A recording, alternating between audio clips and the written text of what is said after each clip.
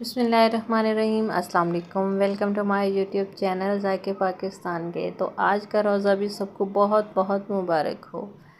तो आज हम बना रहे हैं रमज़ान शरीफ की सबसे स्पेशल डिश, यानी कि आज हम बनाएंगे मज़ेदार से आलू के पकौड़े।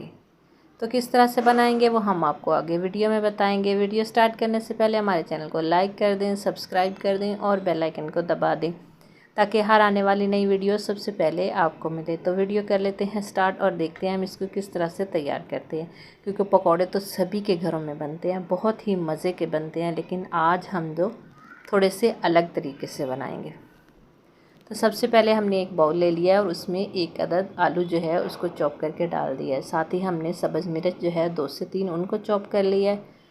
ये हमारे पास 1 चम्मच के करीब कसूरी मेथी थी। एक जो दरमियाने साइज़ का प्याज था जिसको हमने बड़ा बड़ा काट लिया था।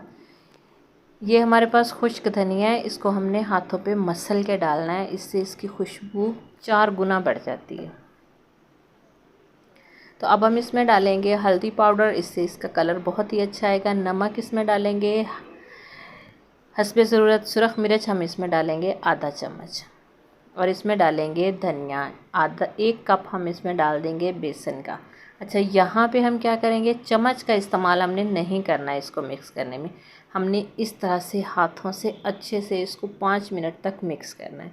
5 मिनट के बाद बस हल्का सा हमने पानी का इसको डाल के और इसको हमने हाथों से मिक्स कर लेना है, क्योंकि पहले जब हम इसको बिना पानी के इसको मिक्स करते हैं तो जो सब्ज़ियाँ या कि आलू मिर्ची ये सब एक जान हो जाते हैं। इस तरह से मिक्स करने से इसकी जो ग़िज़ाइयत होती है और बढ़ जाती है। तो अब हमने कुकिंग ऑयल भी गर्म होने के लिए रख दिया था, उसके अंदर 1 बाय 1 करके हम पकौड़े डालते जाएंगे। अच्छा, मैं जो कुकिंग ऑयल होता है उसमें जब कोई भी तलाई की चीज़ होती है, जब मैं उसको फ्राई वगैरह कर लेती हूँ तो उसके बाद मैं इसको लहसुन डाल के इसमें रख देती हूँ, ताकि हमारा जो ऑयल होता है या घी होता है जब भी हम दूसरी बार इसको इस्तेमाल करते हैं तो वो बिल्कुल फ्रेश होता है। तो एक साइड से हमारे पकौड़े जो हैं बिल्कुल फ्रेश हो चुके हैं, हल्का सा गोल्डन कलर आ चुका है। अब हम इसको साइड चेंज करेंगे 1 बाय 1 करके। बहुत ही क्रिस्पी बनेंगे, बहुत ही मज़े के बनेंगे। जैसे ही इसको दोनों साइडों से गोल्डन सा कलर आ चुका है, अब हम इनको निकाल लेंगे। 5 मिनट तक हमने इसको हल्की आंच पे ही पकाना है ताकि अच्छा क्रिस्प इसमें हो।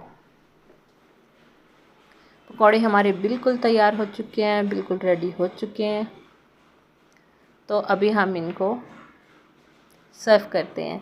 तो हमने जो इमली की चटनी बनाई थी साथ में वो रखी है, और साथ में हमने दही, खीरा, टमाटर सब चीज़ें डाल के उसका रायता तैयार किया, तो वो भी हमने इसके साथ रख दिया है। बहुत ही मज़े के, बहुत ही क्रिस्पी और बहुत ही कम चीज़ों से हमने तैयार किए हैं, क्योंकि रमज़ान शरीफ में यही होता है, जितने मसाले कम खाएं उतना अपना ही फ़ायदा है।